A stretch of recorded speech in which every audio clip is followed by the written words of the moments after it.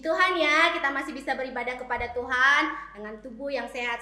Kakak berharap adik-adik semuanya dalam keadaan sehat ya. Tapi sebelum kita memulai memuji dan menyembah Tuhan, dimohonkan kepada setiap orang tua untuk mengambil gambar, mengambil foto anak-anak kita ya saat mereka sedang melakukan ibadah sekolah minggu. Ya, terima kasih untuk para orang tua. Nah, adik-adik, ayo kita persiapkan hati kita. Kita mau menyembah Tuhan, kita mau memuji Tuhan. Sebelumnya, kita berdoa dulu. Ayo adik-adik, lipat tangannya, tutup matanya, kita berdoa. Tuhan Yesus yang baik, kami bersyukur untuk kasih pemeliharaan-Mu Tuhan yang senantiasa memelihara dan melindungi kami hingga pada saat ini. Tuhan, Engkau tahu kerinduan kami Tuhan.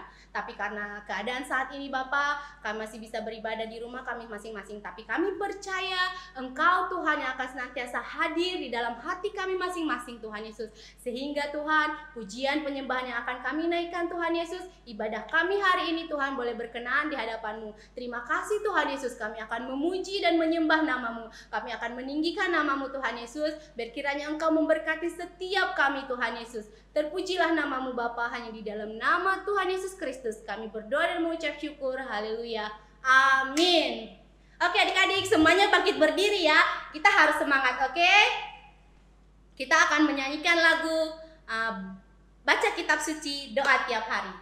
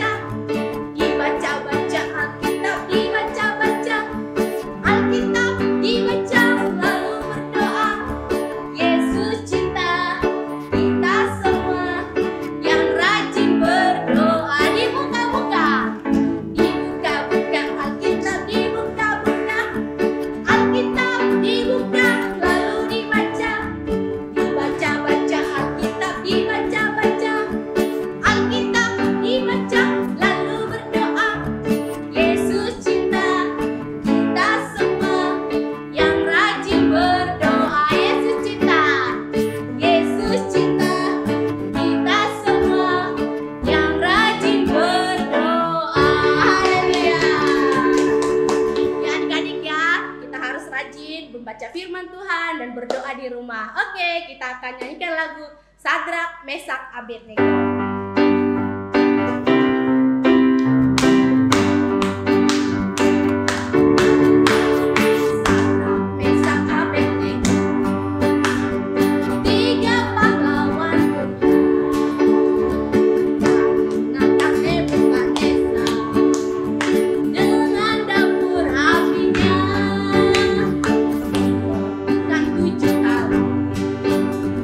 Namun apa yang jadi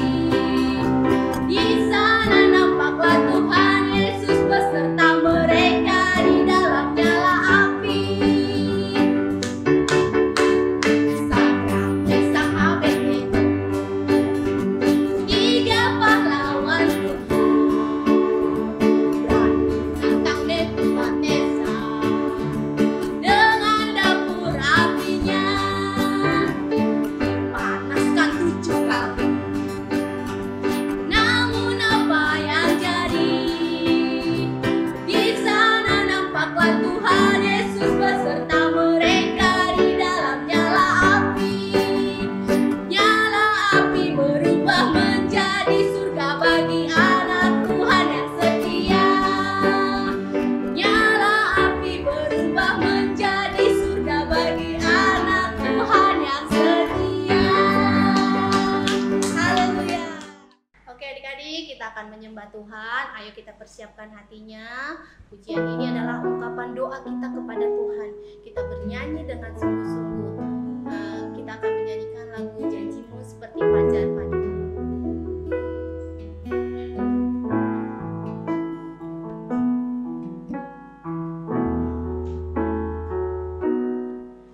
Ketika ku hadapi kehidupan ini, jalan mana yang harus ku pilih? Ku tahu ku tak mampu, ku tahu ku tak sanggup. Hanya Kau Tuhan tempat jawabanku. Aku tahu ku tak pernah sendiri, sebab Engkau Allah yang menggendongku. Tanganmu membelaiku, cintamu memuaskanku. Kau mengangkatku ke tempat yang tinggi. Janjimu seperti fajar pagi hari, yang tiada pernah terlambat bersinar. Cintamu seperti sungai yang mengalir, dan ku tahu betapa dalam kasih-Mu. Ayo adik-adik, kita ulangi sekali lagi pujian ini. Ketika ku hadapi kehidupan ini, jalan mana yang harus ku pilih? Ku tahu ku tak sanggup, ku tahu ku tak mampu. Hanya Kau Tuhan tempat jawabanku. Aku tahu ku tak pernah sendiri, sebab Engkau Tuhan yang menggendongku. Tanganmu membelaiku, cintamu memuaskanku. Kau mengangkatku ke tempat yang tinggi. Janjimu Tuhan, janjimu seperti fajar pagi hari, yang tiada pernah terlambat bersinar. Cintamu seperti sungai yang mengalir, dan ku tahu betapa dalam kasih-Mu. Janjimu seperti fajar pagi hari, yang tiada pernah terlambat bersinar. Cintamu seperti sungai yang mengalir, dan ku tahu betapa dalam kasih-Mu. Dan ku tahu betapa dalam kasih-Mu. Dan ku tahu betapa dalam kasih-Mu. Oke adik-adik, dalam persembahannya tetap ya, kita tetap persembahan dan diberikan kepada orang tuanya masing-masing ya. Oke adik-adik, setelah ini kita akan mendengarkan firman Tuhan. Ayo dipersiapkan Alkitabnya, dipersiapkan hatinya, dan mendengarkan firman Tuhan dengan fokus ya adik-adik. Oke, selamat mendengarkan firman Tuhan. Tuhan Yesus memberkati. Shalom adik-adik semuanya. Sekarang kita mau mendengarkan firman Tuhan. Tadi kita sudah memuji-muji Tuhan, sudah menyembah Tuhan. Sekarang saatnya kita mau mendengarkan firman Tuhan, kita mau berdoa dulu. Semuanya sikap doa yang baik ya. Lipat tangannya, tundukkan kepala dan tutup matanya. Tuhan Yesus, kami bersyukur Tuhan untuk pagi hari ini kami boleh beribadah kepadamu. Tuhan, kami sudah menaikkan puji-pujian, kami sudah menyembah nama-Mu, dan saat ini kami mau mendengarkan firman Tuhan. Kami mau buka telinga hati kami mau buka hati kami untuk firman Tuhan. Dan kami memohon supaya Roh Kudus menolong kami untuk kami boleh mengerti setiap firman yang kami dengarkan pagi hari ini dan memampukan kami untuk melakukannya di dalam hidup kami. Terima kasih Tuhan, di dalam nama Tuhan Yesus Kristus kami berdoa, haleluya, amin. Nah adik-adik, sekarang kita mau mendengar cerita tentang janji menolong dalam kesesakan. Adik-adik tahu nggak artinya kesesakan apa? Oh, ada yang nggak tahu. Oke, kakak jelasin dulu ya. Kesesakan di sini artinya adalah dalam hal kehidupan ya. Kesesakan itu adalah keadaan yang terjepit, keadaan kesukaran yang membuat kita tidak bebas, tidak leluasa, membuat kita terjepit, seakan-akan tidak lagi ada pengharapan seperti itu. Nah, sekarang kita mau mendengarkan cerita tentang 3 orang pahlawan iman. Kalau kakak bisa sebutnya seperti itu, 3 orang pahlawan iman. Siapa mereka? Adik-adik tahu nggak? Oke, sekarang biar tahu dengerin ya, kakak mau cerita ya. Nah, ada 3 orang anak muda Yahudi tinggal di suatu kerajaan. Dan nama rajanya adalah Raja Nebukadnezar. Mereka tinggal di wilayah Babel. Ketiga anak muda pemuda Yahudi ini, mereka adalah orang-orang yang percaya kepada Tuhan. Tetapi bangsa di mana mereka tinggal itu ternyata tidak percaya kepada Tuhan. Mereka percayanya kepada dewa-dewa, mereka beribadahnya kepada dewa-dewa dan menyembah patung. Nah, pada suatu ketika Raja Nebukadnezar itu membuat sebuah patung yang sangat besar.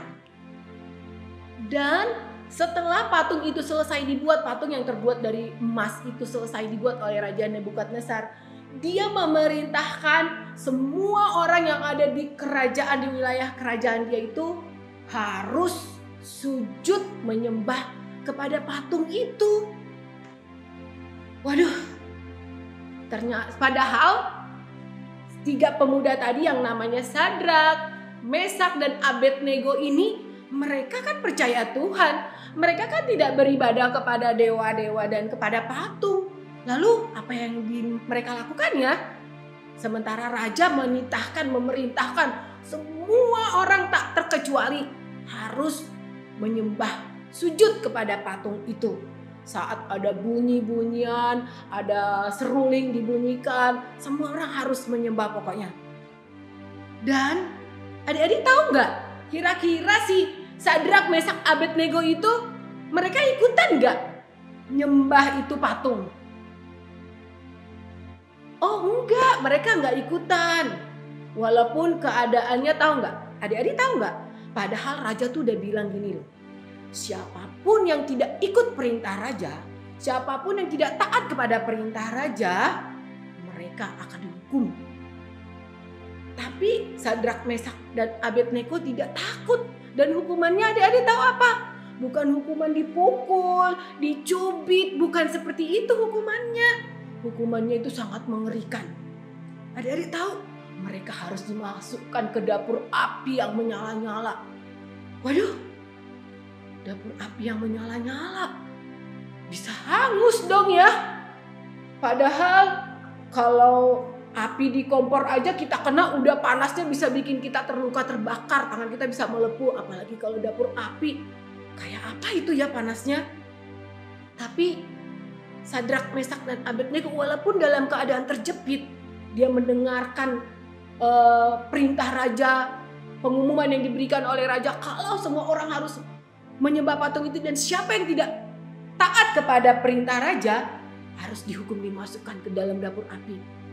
Mereka itu keadaannya terjepit, mereka dalam kesesakan yang sangat besar ini. Apa yang mereka harus lakukan? Apa yang kita harus lakukan nih, kata Sadrak, Mesak, dan Abednego. Apa kita harus ikut nyembah aja deh patung itu biar kita bebas dari hukuman? Kira-kira seperti itu enggak ya? Ternyata mereka tidak ikutan. Mereka lebih percaya kepada Tuhan. Mereka lebih takut kepada Tuhan. Tuhannya orang Israel, Tuhannya orang yang sudah membebaskan mereka dari bangsa Mesir itu. Karena mereka tahu Tuhan itu Tuhan yang hidup, yang sanggup menolong mereka. Walaupun keadaannya sangat terjepit, rasanya ya gak mungkin dong kalau kita gak nyembah itu patung, gak ikutin kata-kata raja. Mana mungkin kita bisa bebas. Lalu kita bakal mati dong dihukum. Sudahlah, mau gimana lagi. Pokoknya kita gak boleh ikutan ya. Mereka diskusi tuh kurang lebih seperti itu ya. Akhirnya mereka menetapkan hati mereka untuk tidak ikutan menyembah itu patungnya yang dibuat oleh Raja Nebukadnezar itu. Sekalipun sudah tahu apa yang akan terjadi sama mereka. Dan beneran tahu gak adik-adik? Saat semua orang menyembah itu patung, sujud kepada patung yang besar yang dibuat Raja Nebukadnezar itu, mereka ya tetap aja gak mau melakukan. Mereka lebih takut kepada Tuhan. Dan apa yang mereka perbuat itu ketahuan kepada Raja Nebukadnezar. Karena ada orang yang mengadu. Mereka diadukan. Dia bilang, Raja, ada 3 orang Yahudi tidak ikutan nyembah patung yang tuanku Raja buat. Padahal tuanku Raja kan sudah mengeluarkan titah, siapa saja yang tidak ikut menyembah patung itu akan dihukum, dimasukkan ke dapur perapian yang menyala-nyala. Raja itu marah, mukanya berubah. Lalu dia bilang ini, cepat tangkap itu 3 orang anak muda Yahudi itu. Si Sadrak, Mesak, dan Abednego bawa ke hadapan saya, kata raja. Lalu ditangkaplah Sadrak, Mesak, dan Abednego. Mereka benar-benar keadaannya terjepit. Ya Tuhan, ini kesesakan ini. Kalau sesak napas mah udah ngap-ngap, nggak bisa napas, hampir-hampir nggak bisa napas. Itu kalau kita sesak napas ya. Itu keadaan mereka kurang lebih seperti itu. Tapi mereka tetap tenang. Mereka tetap tenang karena mereka tahu ada Tuhan yang selalu ada siap menolong mereka. Lalu sang raja bertanya, Sadrak, Mesak, dan Abednego, benarkah yang diadukan kepada saya bahwa kamu bertiga tidak ikutan nyembah patung yang saya buat itu? Lalu Sadrak, Mesak, Abednego bilang, kami tidak bisa menjawab apa-apa lagi. Memang kenyataannya seperti itu. Lalu raja bertambah marah, dia murka. Lalu dia bilang sama pengawal-pengawalnya, sekarang ikat ketiga orang anak muda ini. Ikat mereka. Lalu dapur api itu panaskan 7 kali lebih panas dari biasanya. 7 kali lebih panas? Waduh, bakal mati dah itu si Sadrak, Mesak, dan Abednego. Tapi walaupun demikian, tahu nggak adik-adik, mereka tetap aja, ya sudah, mereka tetap percaya. Walaupun kelihatannya seakan-akan tidak ada lagi pertolongan. Dia bilang, sekalipun Tuhan yang kami layani, sekalipun Allah kami tidak menyelamatkan kami, katanya, kami tetap gak akan mau menyembah itu patung yang tuanku raja buat, katanya. Dan akhirnya mereka diikat dan mereka dicampakkan, dimasukkan ke dalam dapur api yang panas 7 kali lebih panas dari biasanya. Adik-adik tahu gak apa yang terjadi?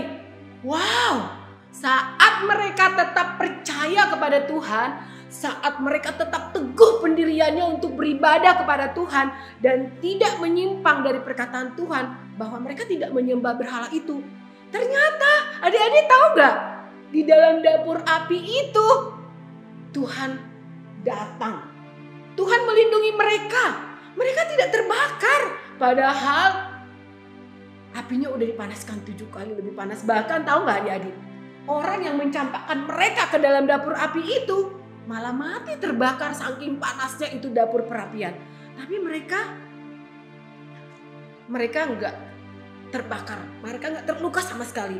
Baju yang mereka pakai, rambut mereka, semuanya tidak ada yang terbakar. Karena apa? Karena Tuhan menolong mereka di dalam kesesakan yang mereka hadapi.